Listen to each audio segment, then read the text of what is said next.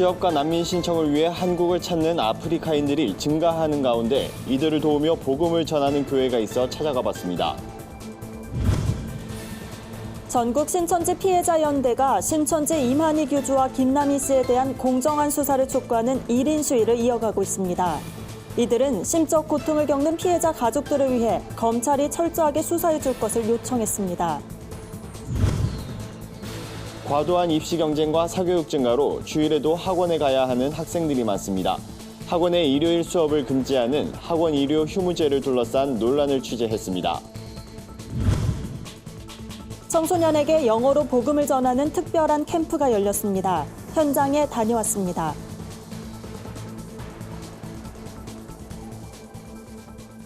안녕하십니까. 구티비 뉴스입니다. 일부 국가를 중심으로 이슬람과 전통 종교가 강하게 자리 잡고 있는 아프리카 지역에서 복음을 듣기란 쉬운 일은 아닙니다. 여기에 내전 상황까지 겹치며 고국을 탈출해 난민이 되는 사람의 수도 꾸준히 증가하고 있는데요.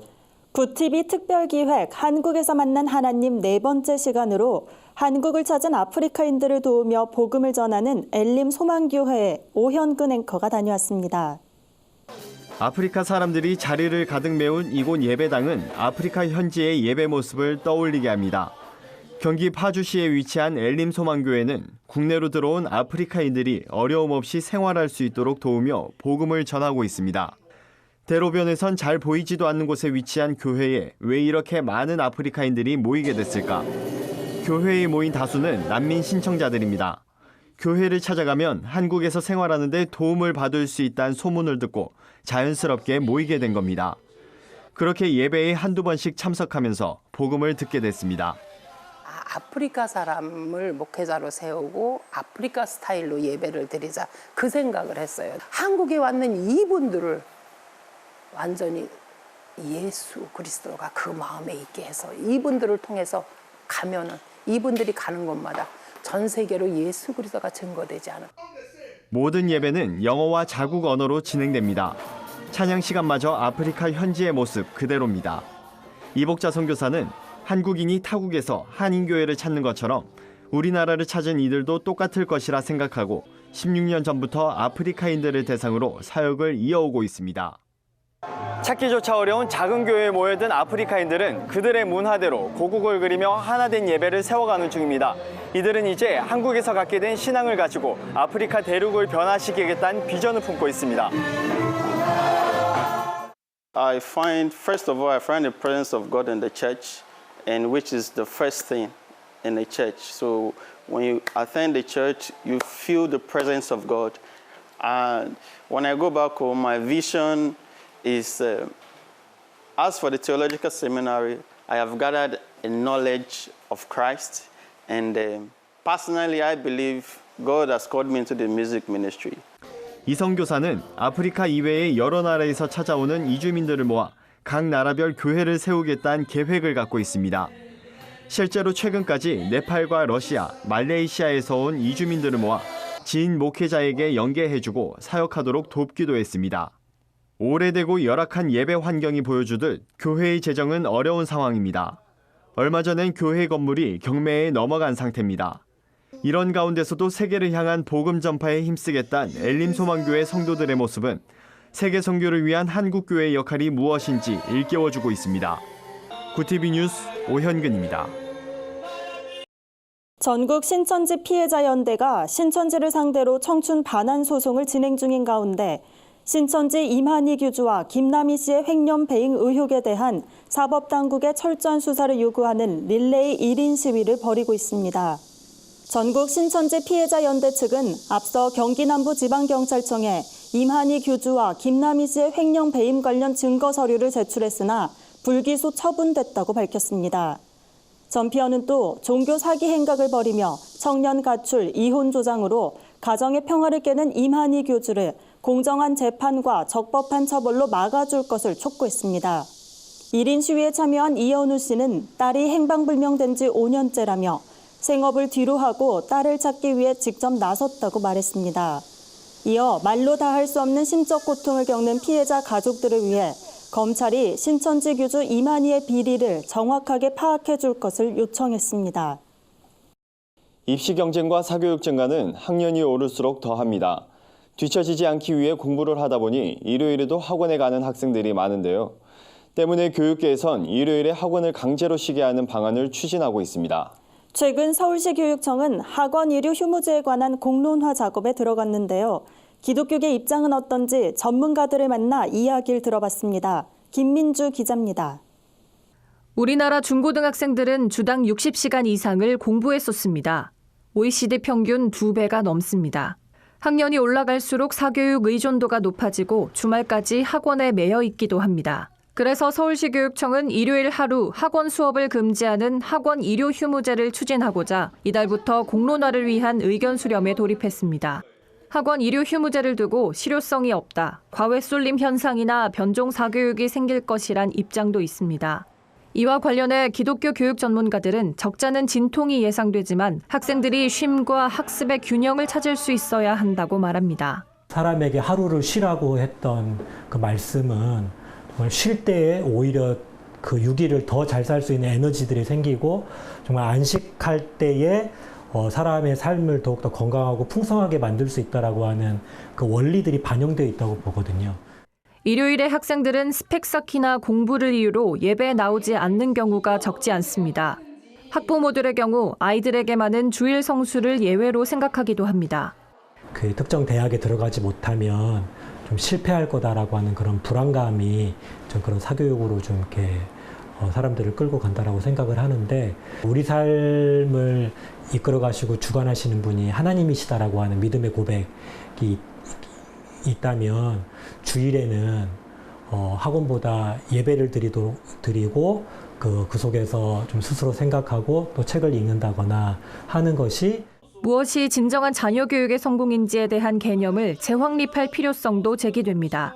부모님들이 사실은 자녀 교육은 세속적이거든요. 하나님께서 원하시는 자녀 교육은 하나님 나라의 일꾼으로서 이제 세워가는 것인데, 제일 중요한 게 이제 비전과 꿈이고 성품이고 인격이지 않습니까? 주일에는 예배를 드리고 신앙적인 사귐을 나누고 이 성경적인 방법을 우리가 소중히 여기는 의식의 변화가 이제 필요하다고 봅니다. 전문가들은 경쟁과 비교에 지친 아이들이 가족과의 시간, 취미생활, 친구와의 교제 등 쉼을 누릴 수 있도록 배려하고 교회에서는 진정한 안식의 의미를 가르치는 노력이 필요하다고 조언했습니다.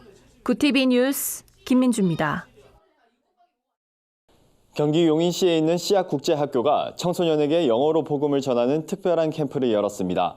구티비 글로벌 선교방송단 최생금 교회 기자가 현장에 다녀왔는데요. 3주간 진행된 캠프엔 초중고등학생 100여 명이 참석했습니다. 이번 캠프엔 영자신문 읽기, 주제별 영어 토론 등 영어 실력을 키울 수 있는 다양한 프로그램이 마련돼 눈길을 끌었습니다. 영어 연기 수업, 팝으로 배우는 영어, 쿠킹 클래스 등 진로 기반 특성화 수업도 진행됐습니다. CCM 가수의 공연도 이어졌습니다.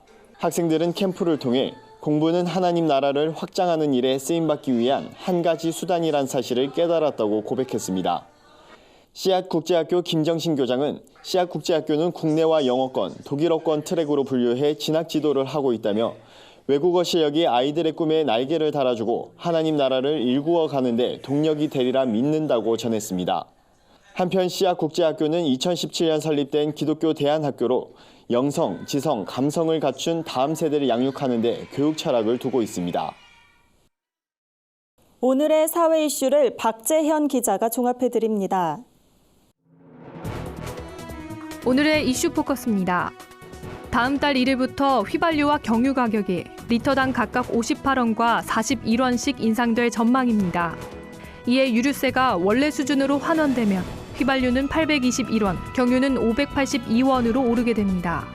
기획재정부는 이달 31일까지 유류세 한시적 인하 조치를 추가로 연장하지 않기로 했다면서 올해 세수가 크게 줄어들 우려가 있고 국제유가도 안정세를 보이기 때문이라고 설명했습니다. 정부는 경기 활성화와 서민 생활 안정 등의 이유로 지난해 11월부터 6개월간 유류세를 15% 인하했고 올해 5월부터 이달 31일까지는 인하 조치를 연장화돼 인하폭은 7%로 축소한 바 있습니다.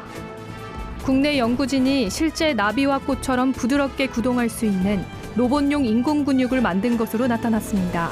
한국연구재단에 따르면 오일권 한국과학기술원 연구팀이 소프트 로봇에 도입할 수 있는 구동장치인 소프트 액추에이터를 개발해 학계에 보고했습니다. 차세대 나노물질로 여겨지는 맥신을 기반으로 잘 구부러지는 소프트 액추에이터를 구현한 겁니다.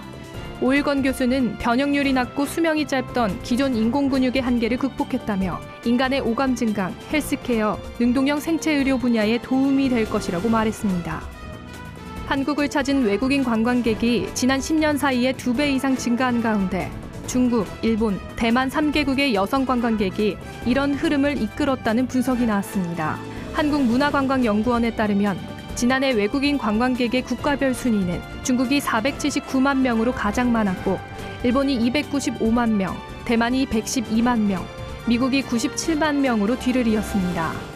연령별 관광객은 20대에서 30대의 젊은 여성층이 두드러지게 증가했으며 이들 비중은 중국이 59%, 일본이 63%, 대만이 67%인 것으로 나타났습니다.